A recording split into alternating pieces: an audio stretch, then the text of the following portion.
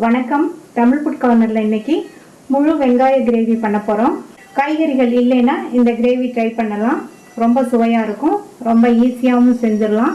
இட்லி, தோசை, சப்பாத்திக்கு விட்டு சாப்பிட்றதுக்கு நல்லாயிருக்கும். அது தவிர சாதத்தில் விட்டு சாப்பிட்றதுக்கும் ரொம்பவே சூப்பராக இருக்கும். இப்போ இந்த டேஸ்டான முழு வெங்காய கிரேவியை எப்படி பண்ணுறதுன்னு பார்க்கலாம். இது வரைக்கும் நம்ம சேனலை சப்ஸ்கிரைப் பண்ணாதவங்க சப்ஸ்கிரைப் பண்ணிவிட்டு பக்கத்தில் உள்ள பெல் பட்டனையும் கிளிக் பண்ணிக்கோங்க. இட்லி பாத்திரத்தில் தண்ணி விட்டு கொதிச்சிட்ருக்கு. அதில் 5 மீடியம் சைஸ் முழு வெங்காயத்தை சேர்த்துட்டு மூடி வச்சிடலாம். ஸ்டவ்வை மீடியம் ஃப்ளேமில் வச்சுருங்க. இந்த வெங்காயம் 8லேருந்து 10 நிமிஷம் வேகட்டும். இந்த மிக்ஸி ஜாரில் கட் பண்ண 3 மீடியம் சைஸ் தக்காளி பழம், 1/2 இன்ச் அளவுள்ள இஞ்சி, 2 பூண்டு, 1 பச்சை மிளகாய், 10 நிமிஷமாக ஊற வச்ச 7-8 முந்திரி பருப்பு. இதை நல்லா நைஸ் பேஸ்ட்டாக அரைச்சிக்கலாம்.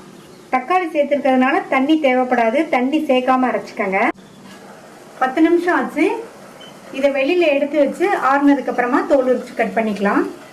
வெங்காயம் நல்லா ஆறிடுச்சு. இப்போ இதனுடைய தோலை உரிச்சுக்கலாம்.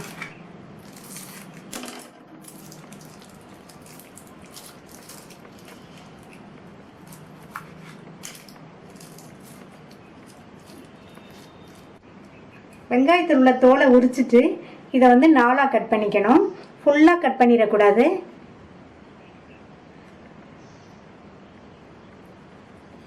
இந்த மாதிரி கட் பண்ணிக்கணும். வெங்காயம் தனித்தனியாக கட் ஆகிடக்கூடாது. இந்த மாதிரி 4ஆக கீறிக்கணும். இதே மாதிரி எல்லாத்தையும் கட் பண்ணிக்கலாம். இந்த பேனில் 1 டேபிள் ஸ்பூன் எண்ணெய் சேர்த்துருக்கேன். எண்ணெய் சூடாயிடுச்சு. அதில் 1/4 டீஸ்பூன் சீரகம், 1/2 டீஸ்பூன் கடுகு, அடுத்து கறிவேப்பிலை சேர்த்துக்கலாம். இது கூட 2 பிஞ்ச் பெருங்காய பவுடர், நம்ம அரைச்ச அந்த தக்காளி பேஸ்ட்டை சேர்த்துக்கலாம். தக்காளி பேஸ்ட் சேர்த்து 2 நிமிஷத்துக்கு நல்லா இந்த மாதிரி மிக்ஸ் பண்ணி விட்டுக்கணும். 2 நிமிஷத்துக்கு இந்த மாதிரி மிக்ஸ் பண்ணி விட்டோம்னா நம்ம அரைச்ச தக்காளி விழுது இந்த எண்ணெயிலேயே நல்லா வதங்கிடும். அடுத்து இது கூட 1 டீஸ்பூன் தனி மிளகாத்தூள், 1 teaspoon Kashmir chilli powder, 1 table spoon கொத்தமல்லி தூள், 1/2 டீஸ்பூன் சீரகத்தூள், 1/4 டீஸ்பூன் மஞ்சள் தூள், இந்த கிரேவிக்கு தேவையான அளவு உப்பு சேர்த்துட்டு எல்லாத்தையும் நல்லா ஒன்றா மிக்ஸ் பண்ணி விட்டுட்டு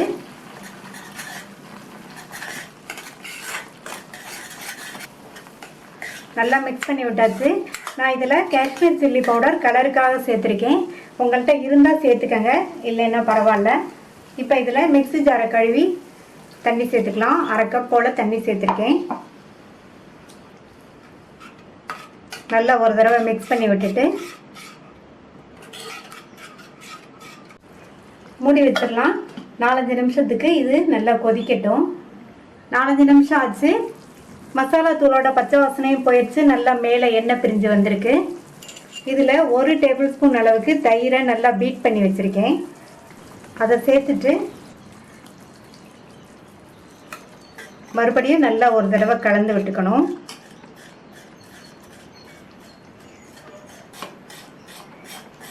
கலந்து விட்டுட்டு நம்ம கட் பண்ணி வச்ச வெங்காயத்தை ஒவ்வொன்றா இதில் வச்சிடலாம். வச்சுட்டு இந்த கிரேவியை இந்த வெங்காயம் மேலே இந்த மாதிரி எடுத்து விடணும்.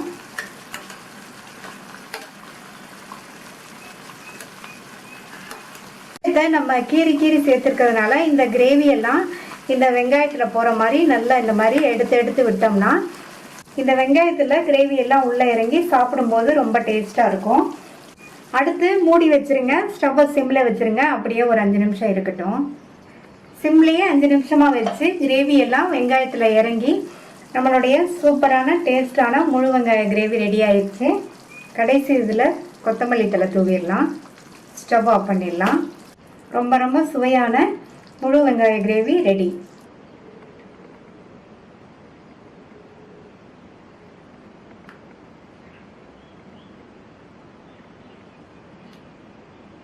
இந்த முழு வெங்காய கிரேவியை ட்ரை பண்ணி பார்த்துட்டு உங்கள் கமெண்ட்ஸை சொல்லுங்கள்.